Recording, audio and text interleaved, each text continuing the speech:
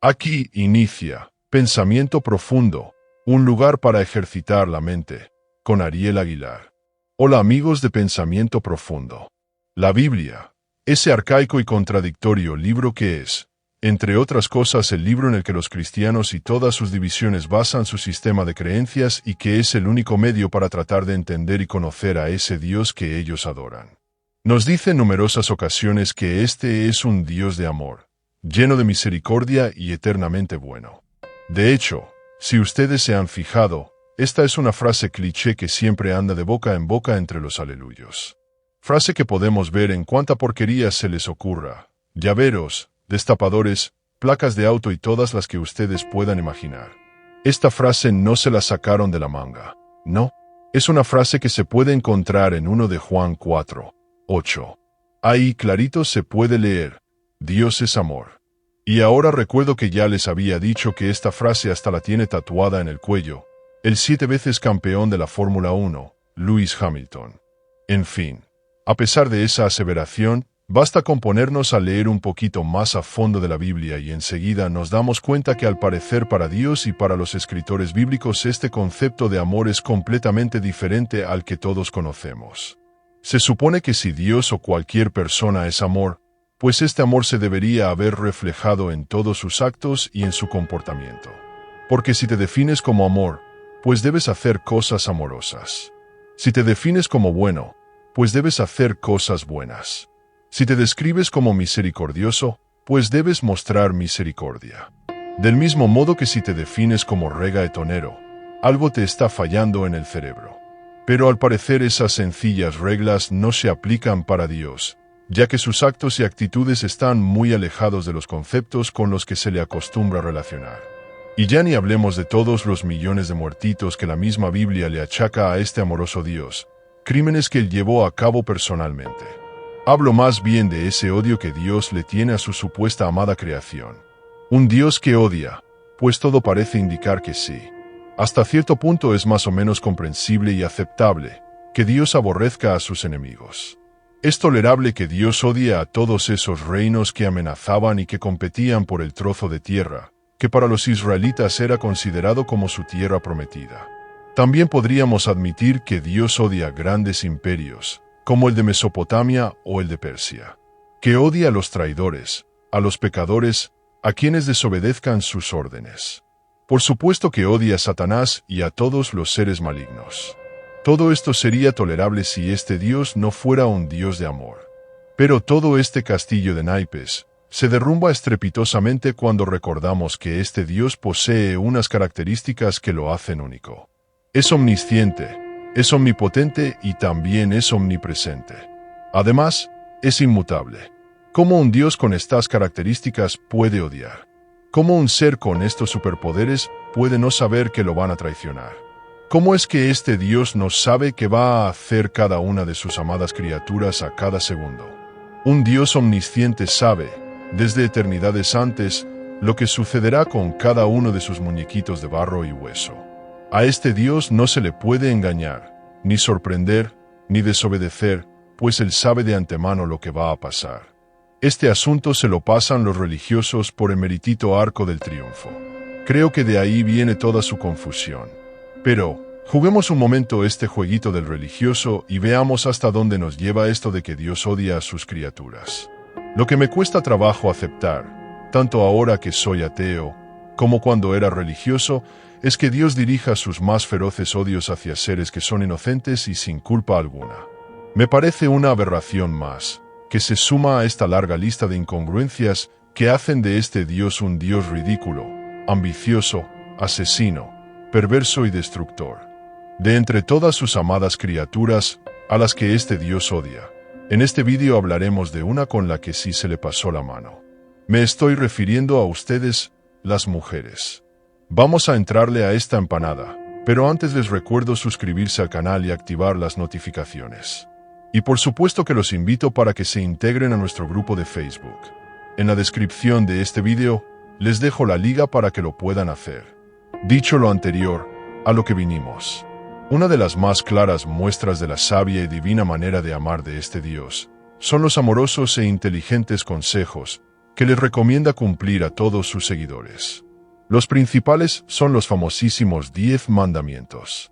Si los seguidores de este Dios cumplen con amor y dedicación esta guía de vida, podrán acceder sin mucho trámite burocrático a ese lugar paradisíaco donde degustarán las exquisitas mieles de la eterna felicidad. Los 10 mandamientos son quizá el resumen de todos estos consejitos que Dios les entrega a sus amadas creaciones a través de sus tiernos libros como lo son el Éxodo, el Levítico, el Deuteronomio y otros más. Y claro, Dios, en una muestra de su omnisciencia y total inteligencia, les hace una muy pequeña advertencia, mejor dicho, una amorosa y tierna recomendación. Si no cumplen estos consejos, simplemente se pudrirán para siempre en un mar de llamas, que está especialmente diseñado para hacer sufrir eternamente a quienes no cumplan con sus más mínimos caprichitos. Lugar al que le ha puesto el muy atractivo nombre de el infierno. Así de sencillo. Uno de estos 10 mandamientos es muy interesante y es el que ha motivado a que hagamos este video. Veámoslo.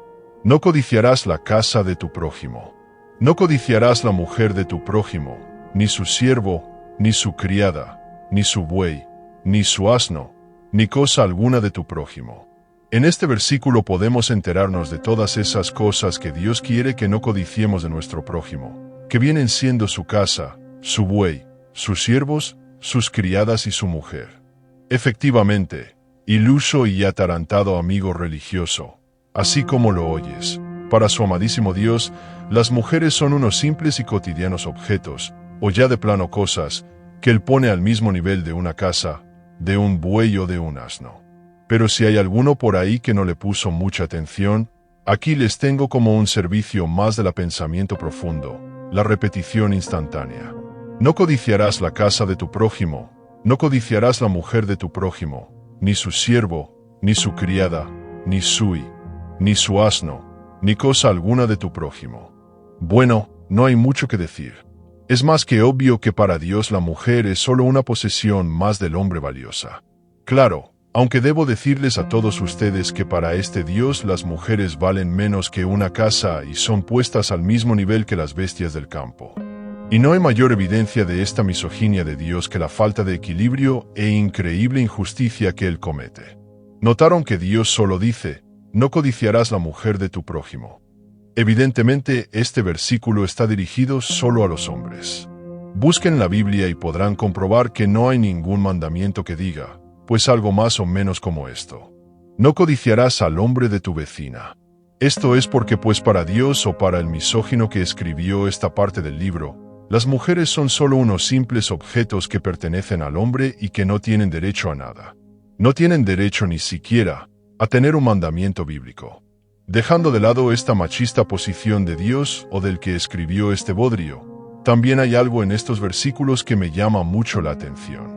De seguro notaron que dice claramente que no codiciarás, ni su siervo, ni su criada. Este versículo demuestra lo que muchos ya sabíamos, que Dios apoya la esclavitud, además de que estos esclavos son tratados también como objetos o cosas, igualito que las mujeres. Absolutamente degradante y despreciable. Y habría que decirle a toda esa horda de fanáticos religiosos que estos versículos no están escondidos en lo más recóndito de algún extraño pasaje de un poco conocido libro bíblico. No, señoras y señores, estamos hablando nada más y nada menos que de los 10 mandamientos y del archirrecontraocido capítulo 20 del Éxodo. Unos versículos que están colocados de forma oficial en algunos lugares públicos y que todo católico debería saberse pues de memoria. Claro, esos religiosos son tercos como una mula. Seguramente van a salir con su clásica excusa, pues de que hubo una confusión del escritor o que está mal traducido. O quizás se sacarán cualquier otra extraña y ridícula excusa de esas que suelen utilizar para justificar este tipo de errores bíblicos. Pero no se confundan, no es un error, ya que este mandamiento de no codiciar cosas como la mujer está escrito también en el libro del Deuteronomio, que dice exactamente lo mismo. Así que atarantados cristianos, no hay excusa posible. Y en todas, absolutamente todas las versiones traducidas de la Biblia, ya sea en español, inglés, griego, hebreo o latín, El versículo es muy claro al colocar a las mujeres como un objeto más. En esto sí están bien sincronizadas todas las Biblias. Con mucha frecuencia he escuchado a algunos creyentes decir esta salvajada. Los estatutos del Antiguo Testamento fueron abolidos por Jesús. Los únicos que no abolió y que están vigentes son los 10 mandamientos. Así que ya lo saben, irracionales. Si ustedes desean tener el beneplácito y la aprobación divina, no se compliquen la existencia con las intrincadas y a veces absurdas órdenes de Levítico. Simplemente cumplan con los 10 mandamientos como Dios manda. Y esto incluye tratar a las mujeres como cosas, pero no se preocupen, para esto tienen la aprobación de Dios. Hasta este momento hemos visto cómo la mujer ante los ojos de Dios es solo una cosa, un objeto ordinario. Tanto en el Pentateuco como en el resto del Antiguo Testamento, vemos con asombro cómo esos textos son una apología a la misoginia y al desprecio hacia la mujer. Claro, los creyentes religiosos responderán que eso fue en el Antiguo Testamento, pero que con el Nuevo Testamento todo cambió y que ahora Jesús no solo ama, sino que también respeta a la mujer. ¿Están seguros de lo que dicen, amigos religiosos? En este momento, es cuando pasaremos a desmontar esta salvajada de que con la llegada de Jesús todo cambió. Nada de eso, ¿eh? Ese tipo que caminaba sobre el agua y que era rete bueno para transformar el agua en vino, apenas si pudo disimular un poco el enorme odio que en el pasado Dios mostró hacia las mujeres. Quizá la prueba más evidente del desprecio hacia la mujer por parte de Jesús es precisamente el estado civil de este personaje. En ningún pasaje bíblico siquiera se insinúa que Jesús haya tenido esposa o que al menos se dedicara a despeinarle la cotorra a una mujer. Esto es verdaderamente sorprendente, ya que si Jesús era el esperado Mesías, pues debería ser un verdadero ejemplo de hombre recto y de vocación familiar. Además que la ley judía ordena que para ser un rabí o maestro debe ser un tipo casado. Jesús tenía permitido, según la Biblia, hablar en la sinagoga, lo cual nos hace pensar que pertenecía a la alta jerarquía judía. Es indispensable para estos menesteres que Jesús estuviera casado. Pero según lo que se puede leer en los 4 evangelios, Jesús era soltero, lo cual es sumamente sospechoso. Incluso siendo un ciudadano común y corriente de Jerusalén, hubiera llamado mucho la atención su estado de soltería. Pero por supuesto, el religioso promedio se sacará de la manga o de otra parte esta chulada de respuesta. Pero el que no diga la Biblia que estaba casado, no significa que no lo estuviera. Estoy absolutamente de acuerdo con esto, pero entonces contésteme esta pregunta. ¿Por qué deberían de ocultar el matrimonio de Jesús en la Biblia? Y para todos los amantes de los datos curiosos, aquí les tengo uno. Todos los discípulos de Jesús, absolutamente todos, estaban casados y tenían familia. Si el hombre más grande del universo nunca tuvo la experiencia del delicioso y se privó de momentos tan agradables como preguntarle a la mujer qué le pasa y que te conteste, nada. Y todos esos maravillosos momentos que nos reserva la vida conyugal, al no estar el casado, no creo que sea el mejor ejemplo a seguir. O tal vez el asunto es ser célibes como él lo fue, toda la vida. No solo es todo lo anterior. El silencio de los evangelios con respecto a las mujeres es sorprendente e increíble. Por ejemplo, no hay mujeres que sean discípulas, al menos en una forma directa, ni interactúan con Jesús en las pláticas ni en las enseñanzas. Y otra vez veo a los religiosos que atarantados y todo me podrían decir esto. Lo que pasa, Aguilar, es que en esa época había mucha represión contra la mujer, especialmente en el judaísmo. Ok, eso es cierto. Pero tampoco se le dieron muchas ganas a Jesús de cambiar este paradigma y bien podría haberlo hecho, por ejemplo, reclutando a alguna que otra mujer para que se integrara a su exclusivo equipo de discípulos. Aquí volvemos a notar con asombro que las mujeres son nombradas muy por encimita en los evangelios, ocupando un lamentable lugar como personajes secundarios y sin importancia. Y el ejemplo más evidente de esta marginación no es otro que la mismísima mamá del tal Jesús. Obviamente me estoy refiriendo a María, la Virgen fecundada por una paloma, que luego de servirle a Dios como un simple útero de alquiler, uno supondría que tendría un papel protagónico en la historia. Pero nada, esto no es así.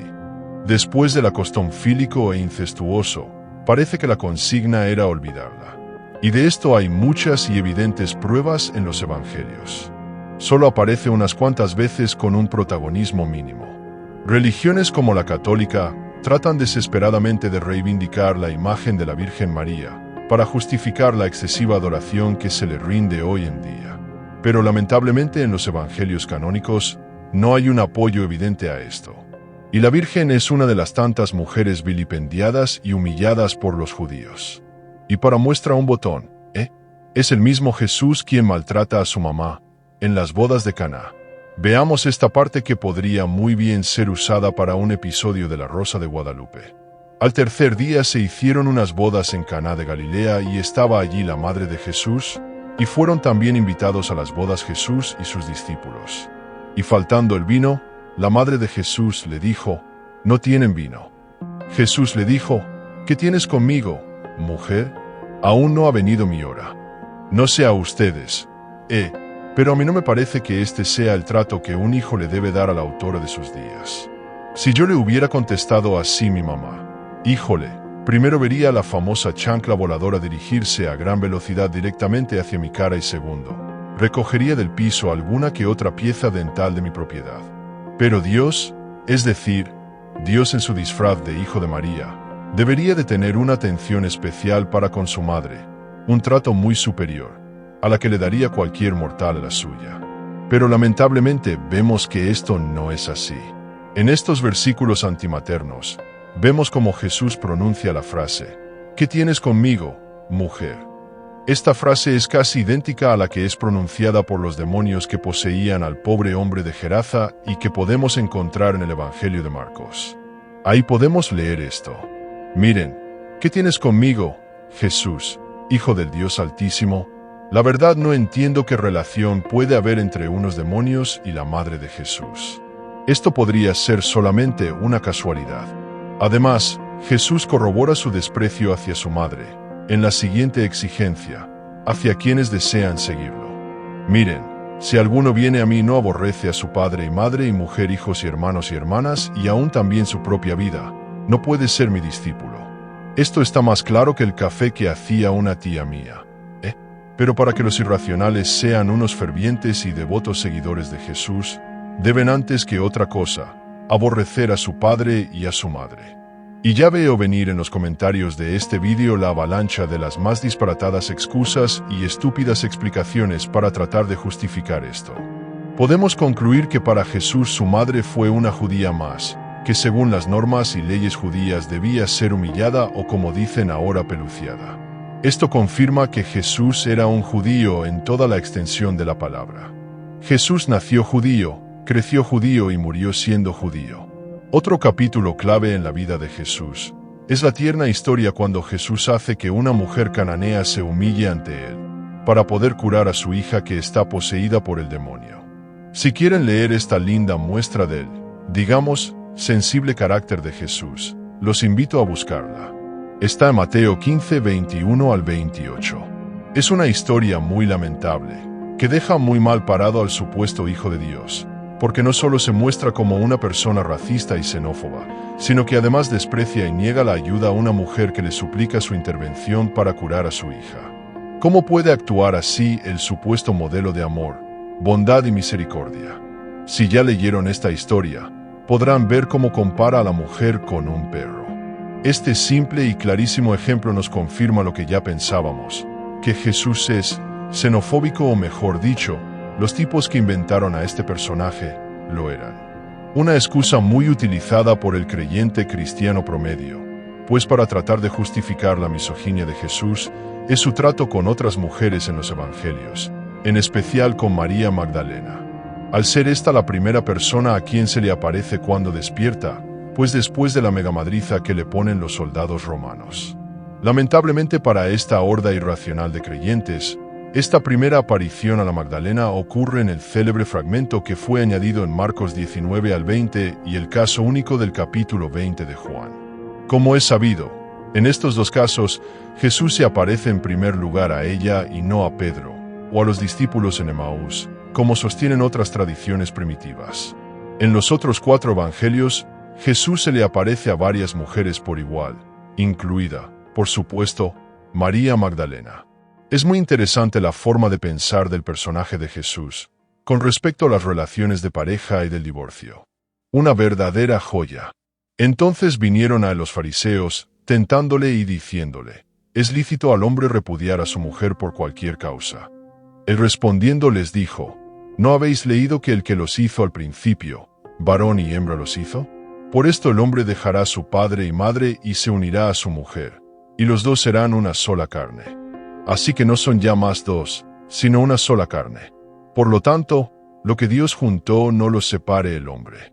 Le dijeron: ¿por qué pues mandó Moisés dar carta de divorcio y repudiarla? Él les dijo: por la dureza de vuestro corazón, Moisés os permitió repudiar a vuestras mujeres. Mas al principio no fue así. Espero sinceramente, queridos adoradores del que se durmió 3 días para que creyeran que estaba muerto, que hayan entendido cuál es el mensaje que Jesús les trata de enviar en esos versículos que les acabo de mostrar. Pero si no han entendido, no se preocupen, que aquí está su sensei bíblico para explicárselos. Lo primero es que Jesús aprueba el matrimonio. Hasta ahí vamos bien, ¿eh? Pero solo permite anular un matrimonio a causa del adulterio. Pero luego los discípulos le preguntan por qué Moisés sí dio permiso para divorciarse y Jesús le responde: ¿qué fue? Porque ese güey del Moisés se le ocurrió, porque era pues un hijo de la chingada, pero que eso ya estaba abolido. Y si leen el segmento que sigue, que no reproduzco aquí por falta de tiempo, podrán ver cómo Jesús insinúa, pero para algunos nos parece que lo dice de forma muy directa, que es preferible ser un eunuco antes de tener relaciones con mujeres. Fuertes declaraciones del tal Chochito, ¿eh? Ya de por sí, no permitir separarse de una pareja me parece abominable. El adulterio no es solo la única causa de problemas en una relación. Hay miles de factores por los cuales una pareja decide no seguir junta, desde personalidades diferentes hasta maltrato, o incluso enfermedades. Pero al parecer para el misericordioso Jesús esto no importa, ¿eh? Deben permanecer juntos para siempre. Todos conocemos la lamentable situación del maltrato a la mujer en estos días. En muchos países del mundo, algunos imbéciles golpean y maltratan a sus esposas de una manera salvaje y despiadada. Inclusive muchas veces esta situación llega hasta el fallecimiento de estas mujeres abusadas físicamente. Es verdaderamente ridícula la posición de Jesús de mantener unida a una pareja a la fuerza solo por sus merititos tompiatotes. Muchas veces en un matrimonio simplemente el amor se acaba y lo más sensato es que cada quien busque seguir su vida por su lado. Pero no. Este llamado Jesús dice que no, que estarás atado para siempre con tu pareja. Y fíjense bien cómo en todo este fragmento del Evangelio, tanto Jesús como sus discípulos solo hablan de repudiar a la mujer. En ningún momento hablan de repudiar al marido. Siempre es el hombre el que tiene el derecho de repudiar, denigrar y despreciar a la mujer. Pero el derecho de la mujer para hacerlo jamás es mencionado. Entonces, ¿dónde está la justicia y la igualdad que Jesús anda pregonando? Querido religioso, ¿está usted divorciado o acaso está usted separado? ¿Ya no hay amor en su relación? No importa. A Jesús le importa un soberano pepino el amor y las relaciones de pareja. A menos que la mujer le pongan los cuernos al marido, están condenados a mantener esa relación hasta que la muerte los separe.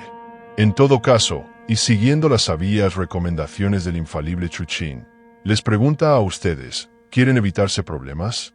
¿Quieren acceder al paraíso sin esos engorrosos trámites burocráticos? Es muy sencillo. Hágale caso al bondadoso y empático Jesús y córteselo. Así será mucho más fácil disfrutar de las mieles eternas del paraíso. Sí, amigos religiosos, Jesús lo dijo muy clarito en el versículo 12.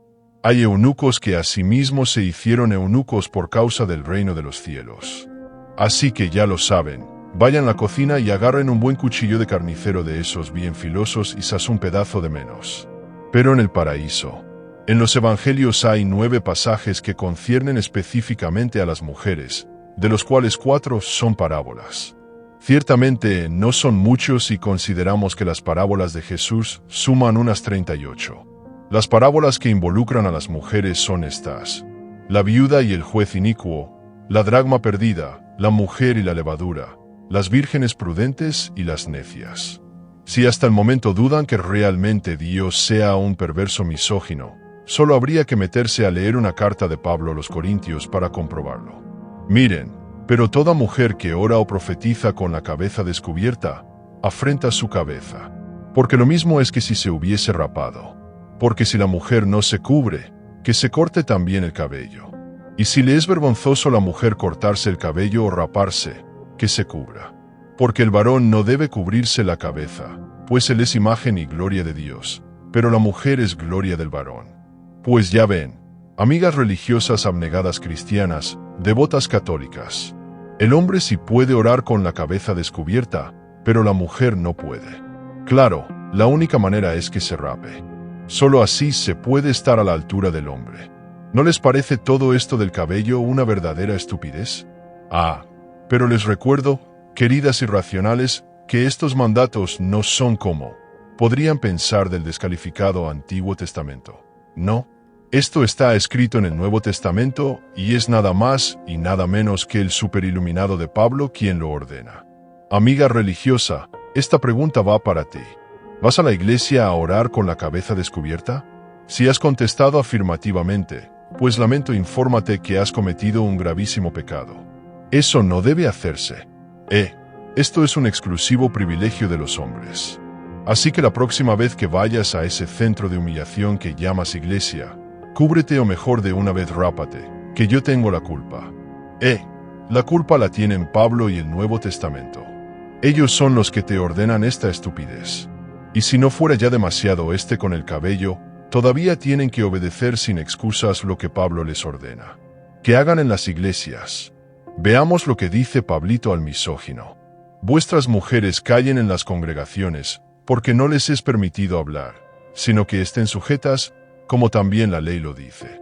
Y si quieren aprender algo, pregunten en casa a sus maridos, porque es indecoroso que una mujer hable en la congregación. Digo, más claro en el agua. Estos versículos son todo un clásico. Son los famosos versículos donde el gran Pablo ordena que las mujeres no digan ni pío en las iglesias y reuniones religiosas y les vuelve a ordenar que estén sujetas a sus maridos y a la ley. Y si tienen alguna duda, pregunten a sus maridos en la casa. En la iglesia calladita se ven más bonitas. Sí, eso de pensar por su cuenta les está prohibido, mujeres. Y también les recuerdo, y se los digo por si no lo sabían, que estos versículos están dirigidos a un público no judío. Así que su frenética excusa de que era un mandato para el pueblo judío de esa época, pues no les servirá de nada. Este es el momento de preguntarle a nuestras amigas irracionales seguidoras de un Dios misógino. ¿Ha hablado usted alguna vez en la iglesia o en alguna reunión religiosa? Bueno, pues si acaso lo ha hecho, lo siento mucho, pero usted está faltando a las órdenes de Dios. Recuerde que debe estar sujeta a su marido y solo él puede responder algunas de sus dudas. Y otra cosa, ni se le vaya a ocurrir levantar la voz en su iglesia para preguntar algo. ¿Se está usted disponiendo a que la saquen a la calle y la apedreen? Así es, mujeres. No hay otra alternativa más que el silencio y bajar la cabeza y recibir con humildad esas ataduras y vejaciones. Este al parecer es el amargo y cruel destino para las mujeres en esta iglesia y que están estipuladas en el Nuevo Testamento. La pregunta obligada es esta: ¿por qué no son ateas todas las mujeres? En el Pentateuco, sigue la humillación a la mujer.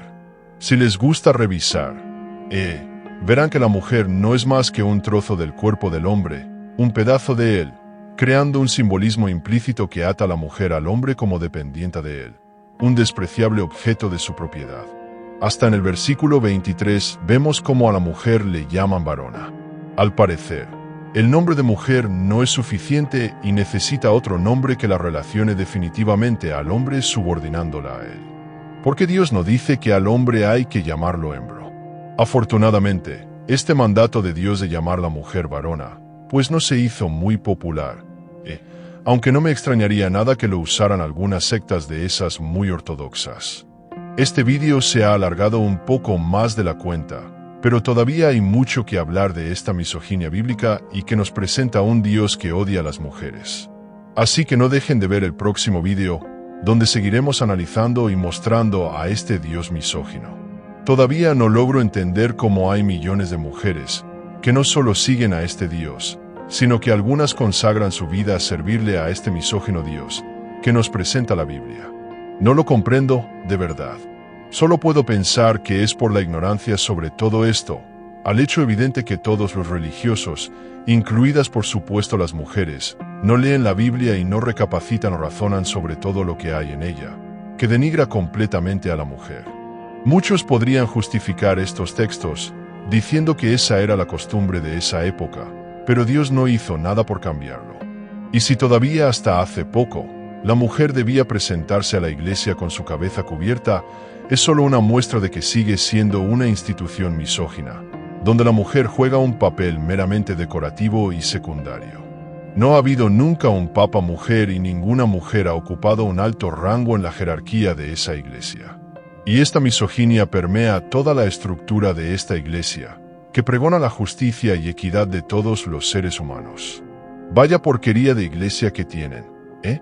Pero, como ya me extendí mucho, dejemos todo el material que he podido recuperar con respecto a este tema para un próximo vídeo. Ya acabamos, así que podéis ir en paz que este vídeo ha terminado. Espero que haya sido de su interés y utilidad. Nos vemos en el próximo, un abrazo. Esto fue un pensamiento profundo, un lugar para ejercitar la mente con Ariel Aguilar. Nos vemos en un próximo vídeo. Saludos de Pensamiento Profundo. Bye bye.